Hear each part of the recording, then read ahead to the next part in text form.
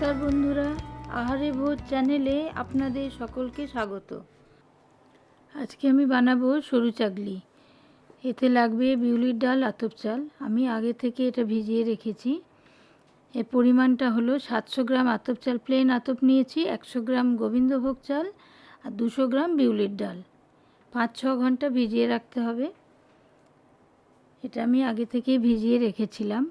এটা মিক্সিতে খুব মিহি করে পাতলা করে বেটে নিতে হবে। এতে বিশেষ কিছু লাগবে না। গোবিন্দভোগ চালটা ইচ্ছা না করলে নাও দিতে পারেন, কিন্তু আমি একটু সেন্টের জন্য এটা দিয়েছি। যেহেতু এখানে চালের পরিমাণটা বেশি, একটু গন্ধটা আলাদা হবে।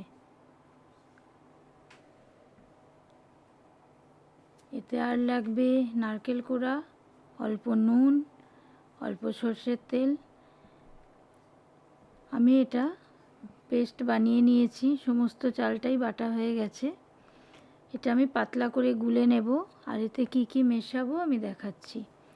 আমি নারকেল অর্ধেক মালা নিয়েছি, একটা গোটা নারকেলের অর্ধেক কুড়িয়ে নিয়েছি।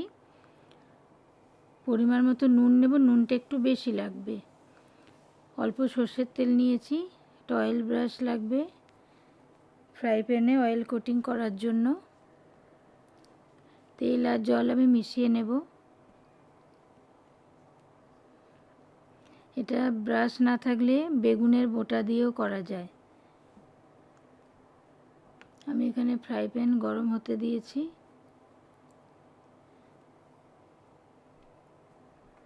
আমি চাল বাটাটা একটু পাতলা করে নেব আর এর সঙ্গে নুন আর নারকেল কোড়া একসঙ্গে মিশিয়ে নেব।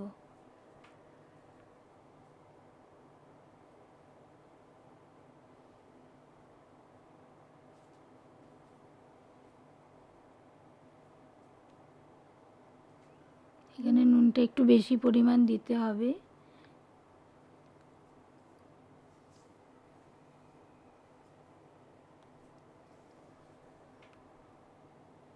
একটু টেস্টটা যেন নোনতা নোনতা হয় সেই পরিমাণ দিতে হবে।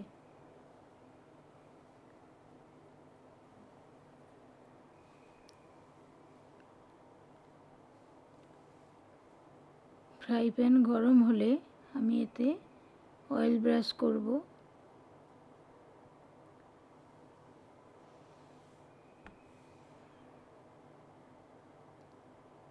গোলাটা দেখুন কীরকম পাতলা হয়েছে, এরকম পাতলা করতে হবে। এটা যত পাতলা হবে সরু চাকলি পিঠেটাও তত পাতলা হবে। এবার এখানে আমি আন্দাজ মতো 1 হাতা বা 2 হাতা পরিমাণ গোলাটা দেব।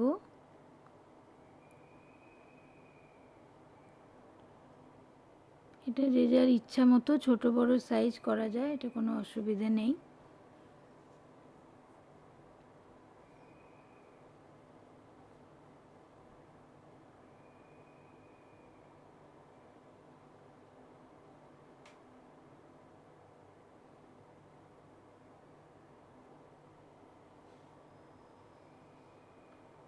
এটা একটু সময় দিতে হবে যেন কাঁচা না থাকে। এটা নিজে থেকেই যখন উঠে আসবে তখন এটা তুলে নিতে হবে।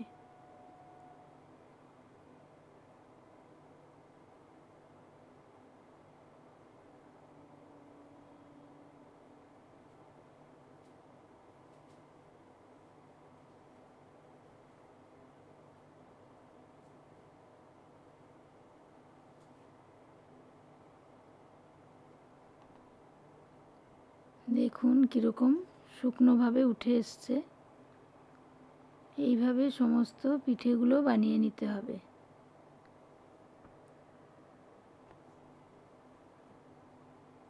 আমার চ্যানেলে যদি নতুন হয়ে থাকেন তাহলে অবশ্যই চ্যানেলটি সাবস্ক্রাইব করবেন এবং পাশের বেল আইকনটিতে ক্লিক করে দেবেন। তাহলে আমার পরবর্তী ভিডিও এলে আপনারা নোটিফিকেশন সাথে সাথে পেয়ে যাবেন।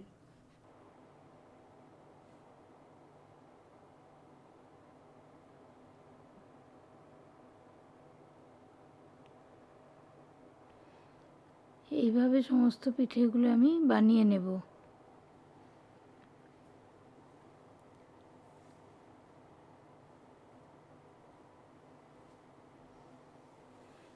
এবার খেজুর গুড় দিয়ে এটা পরিবেশন করতে হবে। আমার রান্নাটি অবশ্যই সবাই রান্না করে খেয়ে দেখবেন। আবার দেখা হবে পরের ভিডিওয়। ভালো থাকবেন সবাই।